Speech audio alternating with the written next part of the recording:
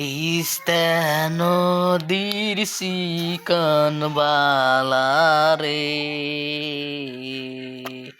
টাকাও নাই ও পয়সাও নাই কি দিয়ে কিনে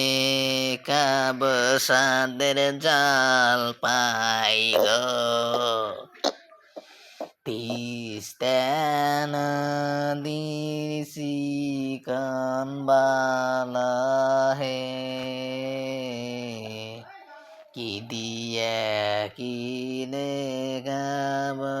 সাদের জলবাই সাত মাসের গর্ভনেঙ্গা কি দিয়ে খাবার বানাইছে জলপাই